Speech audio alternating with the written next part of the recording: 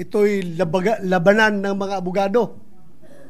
Hindi po ako abogado, Mr. President, but I just would like to manifest my observation na to be fair to the Senate President, pag sinabi natin na you have an intention to delay the impeachment proceedings, I would like to state for the record, Mr. President, na 1 month ago pa, pinagawan muna kami ng robe, Mr. President. Kasi excited na tayo na sumuot ng robe para to form the impeachment court. To be fair with you, Mr. President, you've been preparing for that.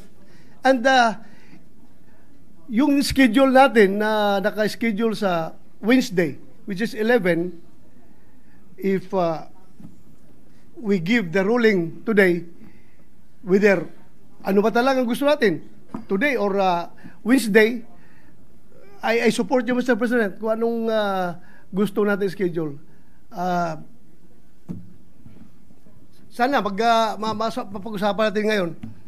Hindi ako abogado, pero ako ay isang Pilipino na gusto sana na hindi na tayo magkakagulo sa Pilipinas. Hindi tayo magkawatak-watak. At yung mga nagyayabang dyan, na sabi nila, gusto daw ng taong bayan, na ito ay talagang magkakaroon na kagad ng impeachment, taong bayan, ginagamit. I don't know kung sinong taong bayan yung sinasabi nila.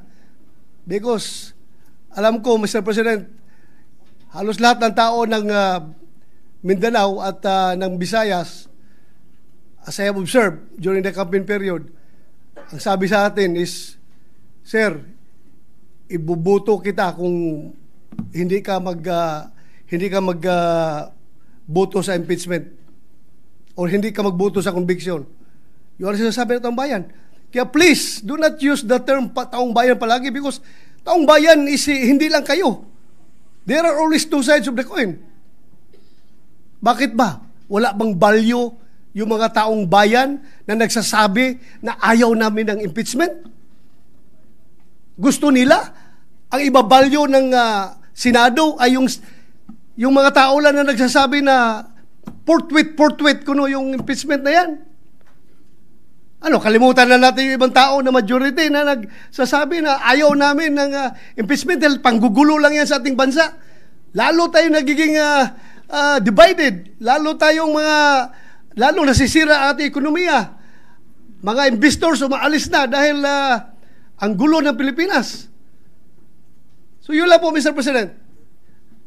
I am 101% supporting you. What's your stand, Mr. President? Thank you, Mr. President.